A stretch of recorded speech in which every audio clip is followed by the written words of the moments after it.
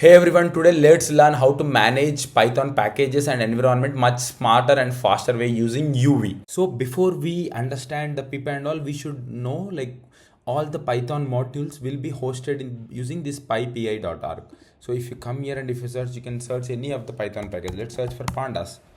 So we can see this is the major pandas, but there are many other packages. So all the Python packages we can find out in this pypi.org. That's it. So we know like we traditionally create a virtual environment, then install package by package, right? So this is how we do. So to install a virtual environment, we use python -m -vnv and the name of the virtual environment. Right now I created .vnv. So we got .vnv.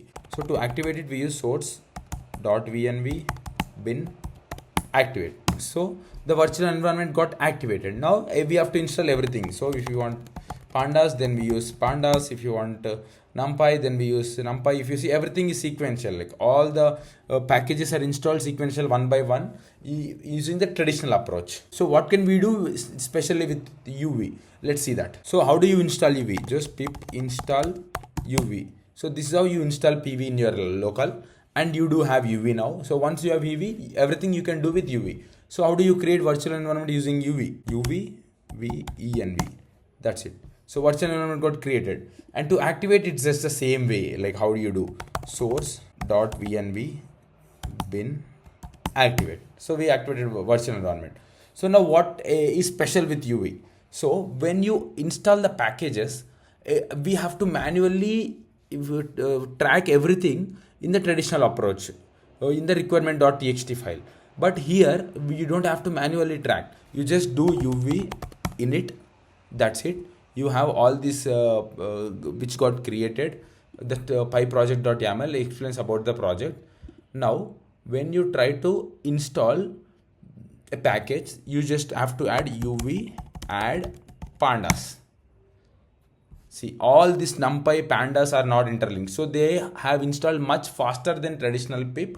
And here the packages are installed, all the dependency packages are installed parallelly, not sequential after one after the other, which happens in the traditional approach. Here everything is in sequential way. If you see, we have installed pandas, so it has been tracked it. So now if you come to uv.log file, if you see, along with pandas we have numpy and also all those gets tracked here. So when you go to the next environment, you just take this pyproject.toml and uv.log file and use it in the next environment and use that in the CI/CD pipeline, and you can just install all your dependencies. So there are two things which we need to highlight, which UV helps us. One, all the packages are installed parallel in case if there is no dependency between the packages when you use UV, which is much faster when you do the CI/CDs.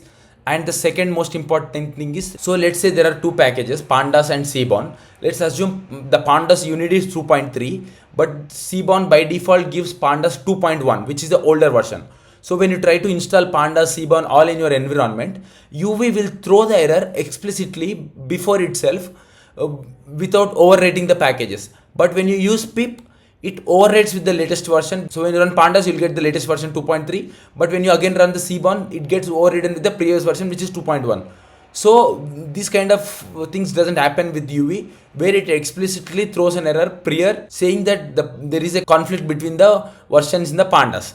So it's better when you switch from one environment to another environment. So these are the few things which we need to be aware, and people started migrating to UV nowadays because of its faster and smarter way to throw, and the better way for CI/CDs because it stores all the versions and the packages by default whenever you install. But using pip, you have to every time freeze it in the requirements.txt file. But using UV, you don't have to bother about, because we have a toml file and uv.log file where every of the dependency package which we install is being tracked.